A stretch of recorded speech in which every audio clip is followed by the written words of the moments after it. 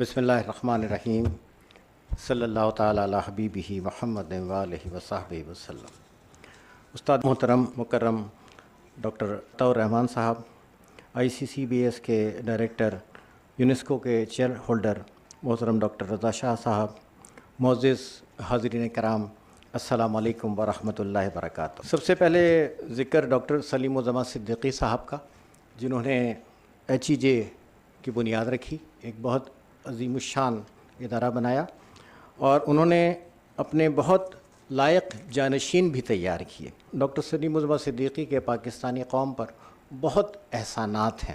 ان کا ایک احسان آج ڈاکٹر عطاء الرحمن صاحب کی شکل میں ہمارے سامنے ہے۔ بین الاقوامی سطح پر معروف اور بہت محترم سائنسدان اور کیمسٹ ڈاکٹر عطاء الرحمن پاکستان کا فخر اور قوم کی شان ہیں۔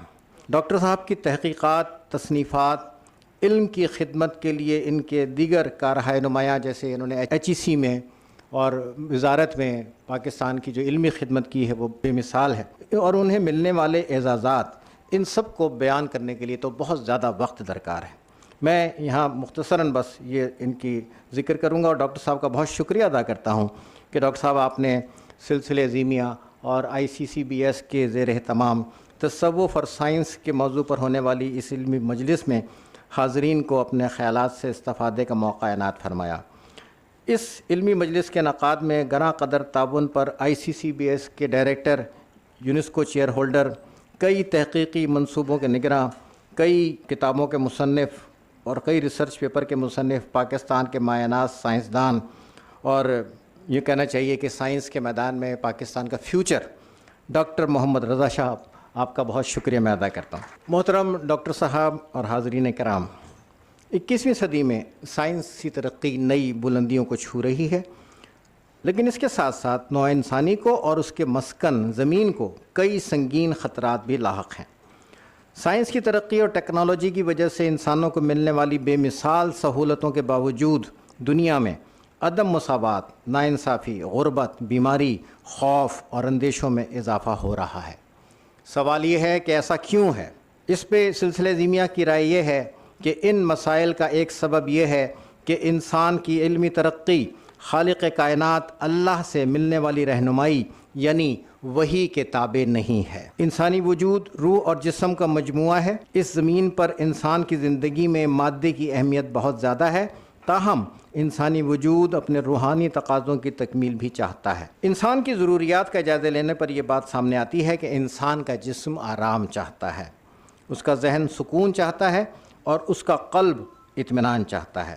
ہم دیکھتے ہیں کہ سائنس اور ٹیکنالوجی کی اکثر دریافتوں کا استعمال انسانی جسم کو آرام پہنچانے کے لیے تو ہو رہا ہے۔ انسان کو ذہنی سکون اور قلبی اطمینان فراہم کرنے پر جتنی توجہ دی جا رہی ہے وہ ہم سب کے سامنے ہے۔ انسان کا ذہنی سکون بڑے اور مؤثر اداروں کی ترجیحات میں شامل نہیں ہے۔ ذہنی سکون سہولت پہنچانے والی آرام دہ مصنوعات سے نہیں ملتا۔ ذہنی سکون حاصل کرنے کا ایک ذریعہ یہ ہے کہ انسانوں اور دیگر مخلوقات کی بھلائی کے کام صرف ذاتی مفادات کے لیے نہیں بلکہ اللہ کی رضا پانے کے جذبے سے کیے جائیں۔ دوسرا سوال یہ ہے کہ قلب کو اطمینان کیسے ملے؟ اللہ سے قربت کا احساس اور اللہ کا ذکر انسان کے قلب کو اطمینان عطا کرتا ہے۔ الا بذکر اللہ تطمئن القلوب۔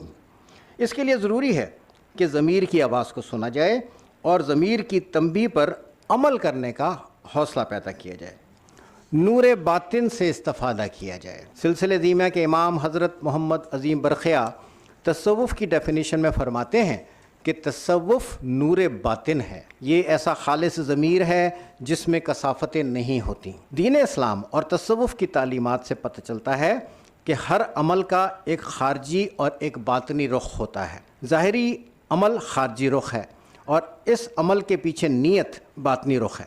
اس نقطے کو سامنے رکھتے ہوئے میں یہ عرض کروں گا کہ علم کے بھی دو رخ ہوتے ہیں، ایک علم کا مشاہداتی اور تجرباتی پہلو ہے اور دوسرا علم کا روحانی پہلو ہے۔ اس بات کو اس طرح بھی کہا جا سکتا ہے کہ سائنس کا ایک روحانی پہلو بھی ہے، اسے ہم اسپریچولیٹی آف سائنس کہہ سکتے ہیں۔ اس پہلو پر غور کیا جائے تو واضح ہوتا ہے کہ تحقیق کے میدان اسپریچولیٹی آف سائنس اور سائنس آف اسپریچولیٹی بھی ہیں۔ سائنس اور ٹیکنالوجی نے انسان کے ظاہر کو پیش نظر رکھا ہے، تصوف نے انسان کے باطنی پہلو پر توجہ دی ہے۔ صوفیہ اللہ کی صفات کو اپنے باطن میں سفر یعنی جرنی ودن کے ذریعے سمجھنا چاہتے ہیں۔ تصوف اور سائنس بظاہر دو مختلف جہات سے تعلق رکھتے ہیں، تاہم دونوں کا مقصد کائنات کے اسرار کو جاننا اور حقیقت کی تلاش ہے۔ اس لحاظ سے دیکھا جائے تو صوفی اور سائنٹسٹ ایک ہی منزل کے دو راہی ہیں۔ سائنس اور ٹیکنالوجی کے عروج کے اس دور میں انسان کے روحانی وجود اور باطنی تقاضوں پر زیادہ توجہ نہ دینے کی وجہ سے اسٹریس، ٹینشن، ڈپریشن، حتیٰ کہ چھوٹے بچوں میں ذہنی مسائل سمیت کئی ذہنی اور جسمانی بیماریاں عام ہو رہی ہیں۔ انسانوں کی ایک بڑی تعداد عدم تحفظ میں مبتلا ہو کر خود کو تنہا سمجھ رہی ہے۔ موجودہ دور میں تصوف اور سائنس کا امتزاج ایک ایسی فکری اور روحانی راہ فراہم کرتا ہے جس کے ذریعے انسان کی دریافتیں اس دنیا میں خیر، ہر نوع کی بقا اور زمین کے لیے سازگار ماحول کی بنیاد بن سکتی ہیں۔ یہ ساری کائنات اللہ تعالیٰ کی صفات کا مظاہرہ ہے۔ ہم سمجھتے ہیں کہ نیچرل سائنس کے عالموں کے ذریعے ہونے والے انکشافات اور ان کی دریافتیں دراصل خالق کائنات کی مختلف صفات سے آگہی کی کوششیں ہیں۔ اللہ کائنات کا حقیقی اور اولین موجد ہے۔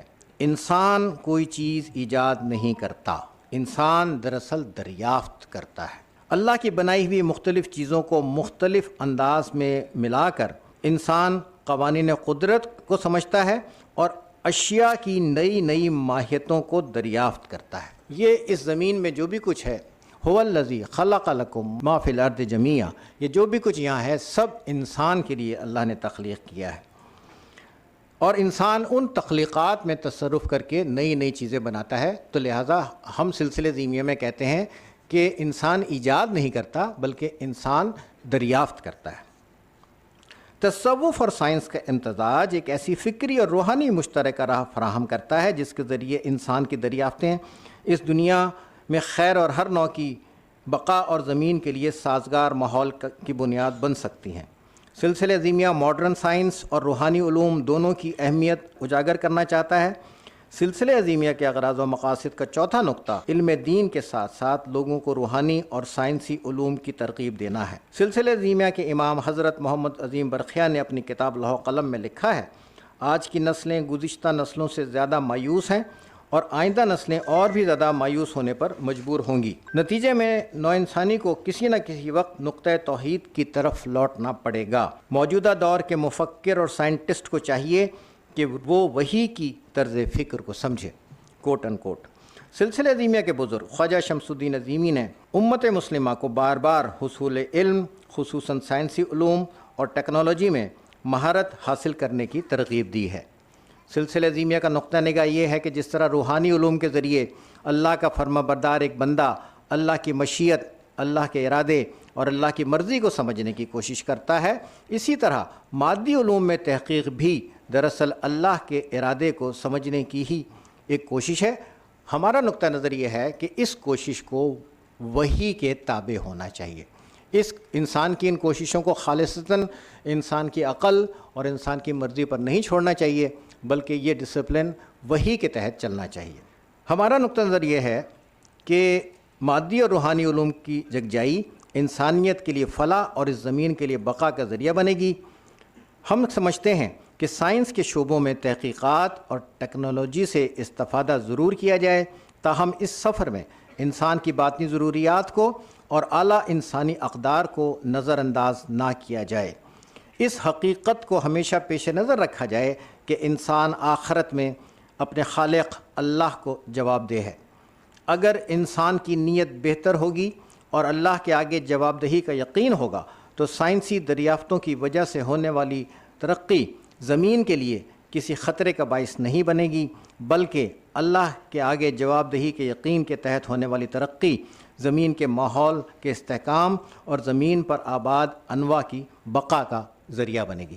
محترم ڈاکٹر صاحب، معزز حاضرین کرام، بہت بہت شکریہ۔ السلام علیکم۔